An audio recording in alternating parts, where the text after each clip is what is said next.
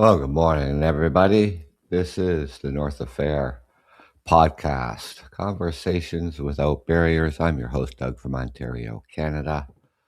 I hope everybody had a good week. The festive season has now, I guess, drawn to an end. Another year,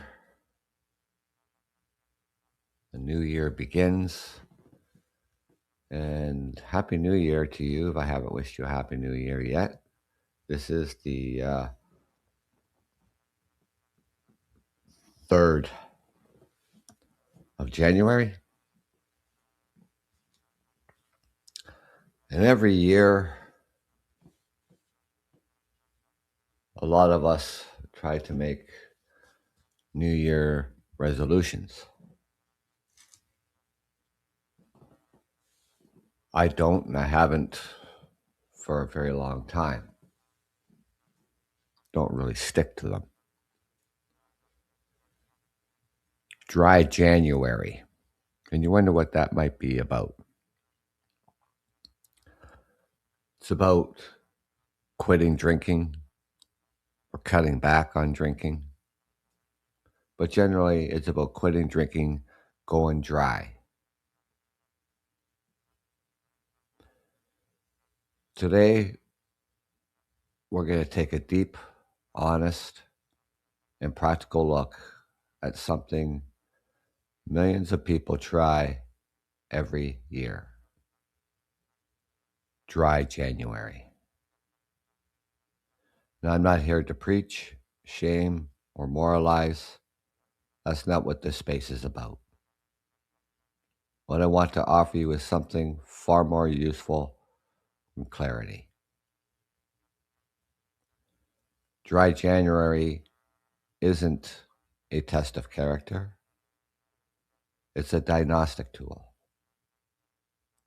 It's a way to step back from a habit that's woven into our culture, our routines, our celebrations, and sometimes our coping strategies.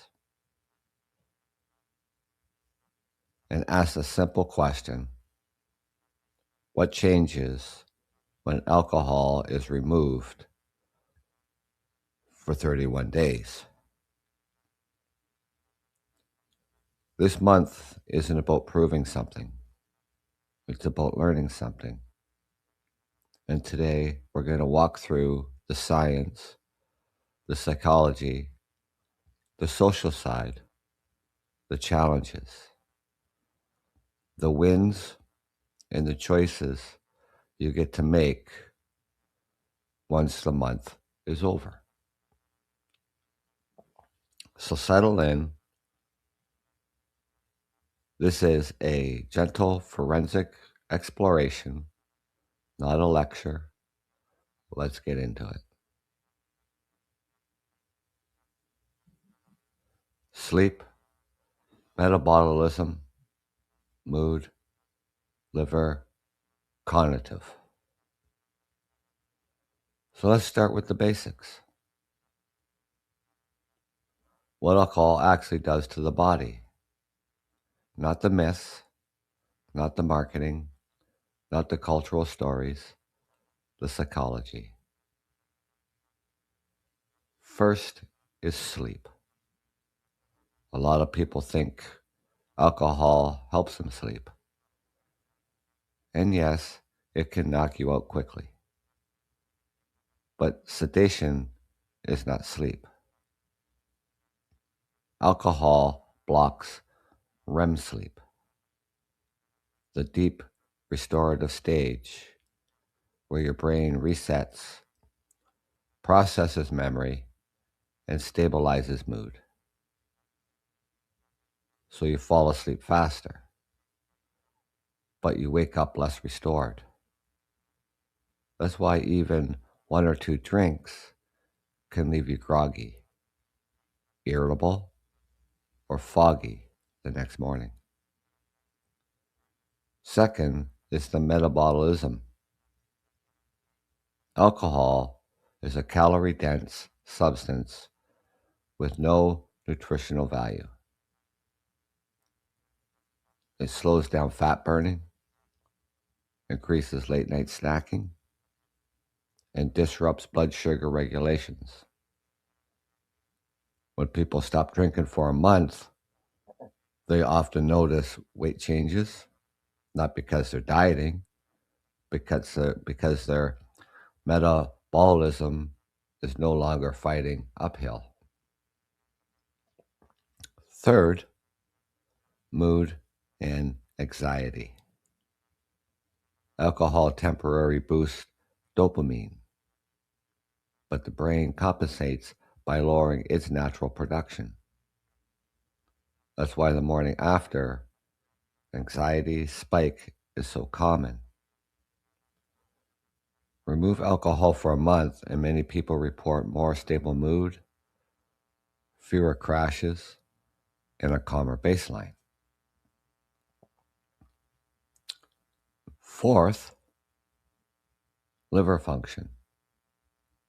The liver is incredibly resilient. Even moderate drinkers often see measurable improvements in liver markers. After 30 days off, it's one of the fastest organs to recover when given a break. And finally, cognitive. Around 2 week mark, people often describe a shift. Sharper thinking, better focus, more constant energy. It's not magic. It's simply the brain operating without a depressant in the system. This is the foundation.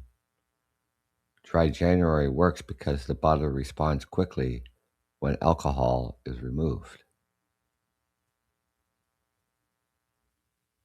And why Dry January works? Behavioral science. Habit loops, cues, rewind cycle, pattern interruption. Now let's talk about the psychology, the habit side of this. Most drinking isn't about alcohol. It's about routine. It's about the moment your hand reaches for a drink before your brain even decides. That's a habit loop. Cue, routine, reward. Dry January works because it interrupts the loop. It forces awareness into a space that had become automatic. Behavioral science tells us that habits are shaped by environment, timing, emotional state, social context, reward expectations. When you remove alcohol for a month, you're not just removing a substance, you're removing a ritual. And that creates space. Space to notice what we were using alcohol for. Space to replace the routine with something healthier. Space to observe cravings without acting on them. This is why January is so powerful. It's not about willpower. It's about pattern interruption.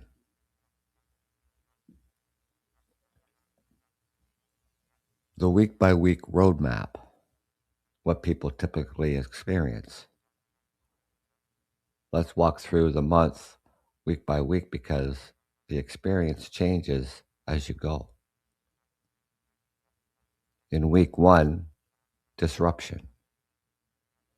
This is the hardest week for most people. You're breaking a routine. You're noticing cravings. You're realizing how often alcohol shows up in your day. Not because you're dependent, but because it's embedded in your environment. This is the week to remove alcohol from the home, stock alternatives, and script your social responses. In week 2, sleep and energy reset. This is where people start to feel the benefits. Sleep improves, morning feels clearer, cravings often drop. You start to see the difference between sedation and real rest. In week 3, social pressure. This is the week where the challenge shifts from physical to social. You might go out to a gathering or a dinner and realize how much of our culture revolves around drinking. This is where your scripts matter. Short, neutral, confident lines like, I'm doing a reset this month, or just taking a break to see how I feel. In week 4, consolidation. And by now, you've collected real data. You've seen what changes. You've noticed what you miss and what you don't. This is the week to reflect and decide what habits you want to carry forward. The social sides, scripts and boundaries. Let's talk about the social side because this is where a lot of people struggle. Alcohol is one of the few substances people feel entitled to pressure others about. If you say you're not drinking, people often ask why. Sometimes they get uncomfortable. Sometimes they joke. Sometimes they push. So here are some simple, neutral scripts that work in most any situation. I'm doing a reset this month. Just taking a break to see how I feel. I'm good with this for now. I'm driving tonight. Short, calm, no apologies. If you're hosting, offer good non-alcoholic options. If you're attending, bring your own. And if someone else is in your life is doing dry January, support them by not making it weird. It's that simple. And the real world outcomes, what people actually report. Let's talk about what people actually experience during dry January. Not the theory, but the lived reality. Most people report better sleep, more stable mood, clearer mornings, less anxiety, weight changes, more productive evenings, a sense of control.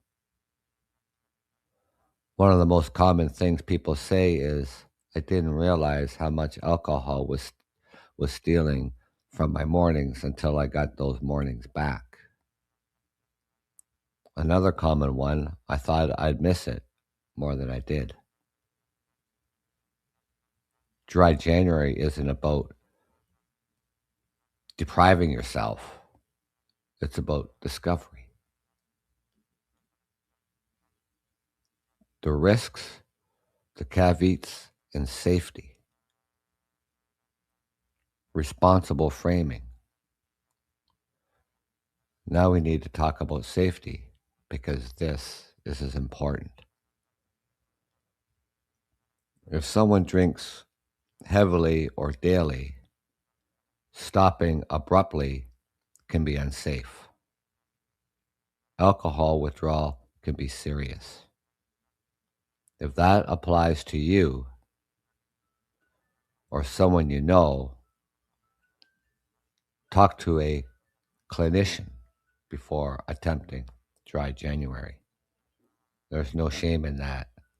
It's simply psychology. Dry January is not a substitute for treatment. It's not a tool, a reset, a moment of clarity. And for many people, it's a starting point, not an end point. After January, what now? Moderation, abstinence, intentionally. So you made it through the month. You've collected your data. You've seen what changes. Now what? You have options. You can return to drinking, but with more awareness. You can adapt a damp lifestyle, intentional moderation. You can choose weekday only drinking. You can drink only at events. You can stay alcohol free. You can do monthly check ins. There's no right answer. The goal isn't perfection, it's about awareness. And once you have the data, you can get to choose the pattern that serves you. So, as I wrap up, I want to leave you with a few questions, not to judge yourself, but to understand yourself. What surprised you this month? What improved? What did you miss less than you expected? What did you learn about your routines? What you want to carry forward? Dry January isn't about proving anything. It's about learning something about your body, your habits, your energy, your freedom to choose. If this month gave you clarity, hold on to it. If it gave you confidence, build on it. And if it simply gave you a pause, that's valuable too. Thanks for spending this time with me. Take care of yourself and stay curious. And I'll see you in the next segment. Enjoy the rest of your day, ladies and gentlemen. This is the North of Fair Conversations podcast without barriers. I'm your host, Doug from Ontario, Canada. Have a good day.